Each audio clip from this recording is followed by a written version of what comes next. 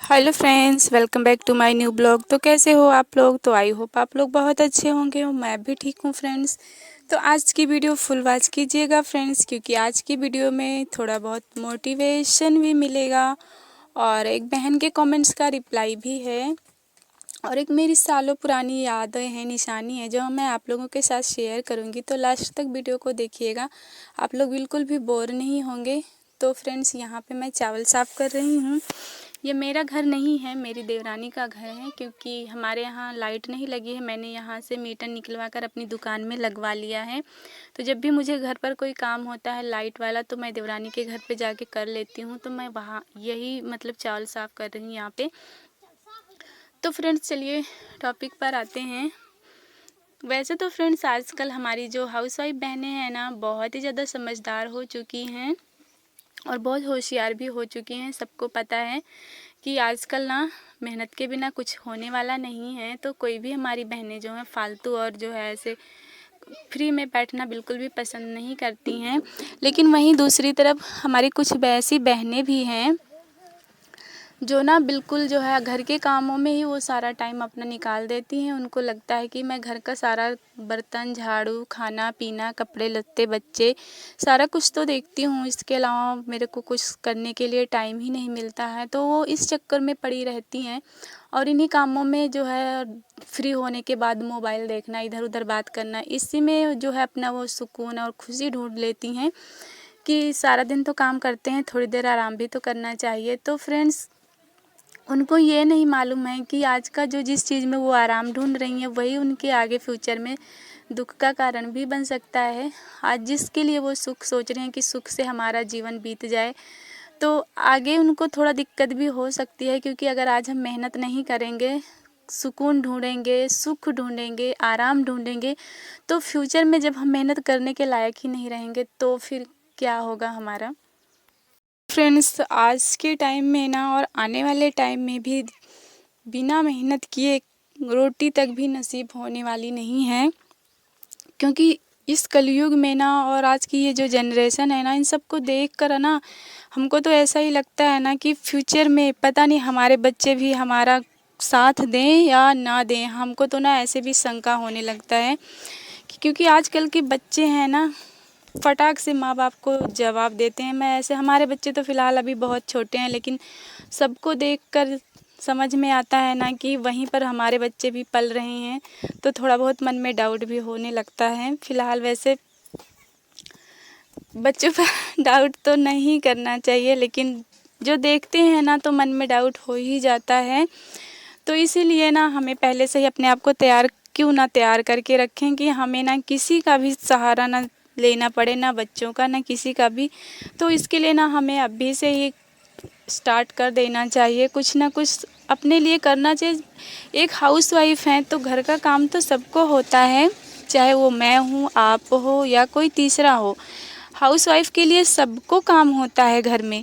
लेकिन अगर जो बहनें हमारी कुछ करना चाहती हैं ना, वो अपने काम को बहुत अच्छे से एडजस्ट कर लेती हैं, मैनेज कर लेती हैं, क्योंकि उनके अंदर एक लगन होती है कुछ और करने की, एक्स्ट्रा करने की, अपना और अपना फ्यूचर सेव करने की चाहत होती है।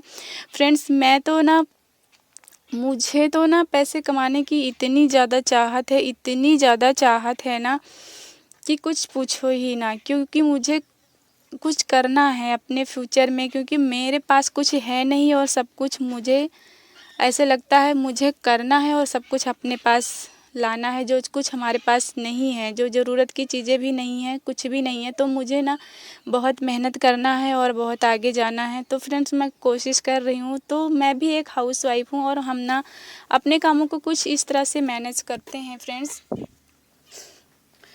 तो फ्रेंड्स, ये देख लीजिए आप लोग, ये है कथरी, जो बहुत ही ज़्यादा पुरानी है, 18 साल पुरानी। यही वो चीज़ है जो मैं आप लोगों के साथ शेयर करना चाहती थी। ये उस टाइम की है जब हम पहली बार चंडीगढ़ गए थे। आपको तो पता ही है, लव मैरिज किए थे, तो वहाँ पर जब गए थे तो हमारे पास कुछ भी नहीं था। तो ये कथरी भाभी ने दी थी, उनको हम भाभी ही बोलते हैं या बोलते थे पहले। उनसे हमारा कोई रिश्ता नहीं है, ना खून का रिश्ता है, ना ही हमारे जान पहचान के थे। जिनके पास हम गए थे ना, उनकी जान पहचान के थे। तो उन्हीं ये भाभियों ने हमको सबसे पहले बर्तन दिए थे खाना वाना बनाने के लिए, बिस्तर वगैरह दिए थे, चारपाई वगैरह सारा कुछ उन्होंने ही दिया था हमको। और यही वो कथरी है जो उन्होंने हमको दिया था। तो बहुत कुछ उन्होंने उस टाइम मतलब दिया था हमारे पास, जो कुछ नहीं था ज़रूरत की चीज़ें। तो इसी वजह से ना इसको मैं बहुत दिनों से संभाल के रखी थी, गांव भी लेकर आई थी। जब चंडीगढ़ से मैं वापस आई थी तो कुछ दिन इसको बिछाया था। उसके बाद जब ये फट गई थी तो मैंने इसको समेट के रख दिया था। और इसको नया करने का टाइम नहीं लग रहा था, क्योंकि दुकान की वजह से तो मेरे को वैसे टाइम नहीं लग रहा था। मैंने सोचा क्यों ना इसको हम दुकान में ही लाकर न्यू कर लेते हैं, वैसे तो हमको टाइम लगेगा नहीं। तो ये वही चीज़ है फ्रेंड्स जो हमको भाभी ने दिया था। तो उनको हम कभी नहीं भूलते हैं, क्योंकि उन्होंने उस टाइम बहुत कुछ किया था। वो लोग हमको भूल गए होंगे, क्योंकि वो लोग काफ़ी अमीर लोग हैं। अभी भी वो चंडीगढ़ में ही रहते हैं, उनका खुद का मकान भी वहाँ पर है। और लेकिन हम उनको नहीं भूले हैं, ना ही कभी भूलेंगे, क्योंकि उन्होंने बहुत कुछ किया है। और जब भी हमको चंडीगढ़ की याद आती है ना, तो वहाँ पर 1-2-3 लोग हैं जो उन्होंने हमारे साथ, जिनके साथ हम रहे थे, तो उनकी याद हमको हमेशा आती है। तो इस कथरी की वजह से हम सिर्फ भाभी के बारे में ही आप लोगों को बताएंगे। बहुत ही अच्छी थी वो, उनके यहाँ अक्सर हम रहते थे। तो अभी इसको हम संभाल के अच्छे से रख देंगे ट्रंक में, ताकि ये हमारे आने वाले फ्यूचर में भी ये हमारे साथ ही रहे। जब भी ये कतरी जब तक रहेगी तब तक हमको याद रहेगा कि हमको पहली बार ये मिली थी, हमारे पास आई थी भाभी ने। किसी ऐसे ने दिया था जो हमको पहले से जानते भी नहीं थे। तो फ्रेंड्स चलिए हम अपनी एक बहन थी, उनके कमेंट पर ध्यान देते हैं।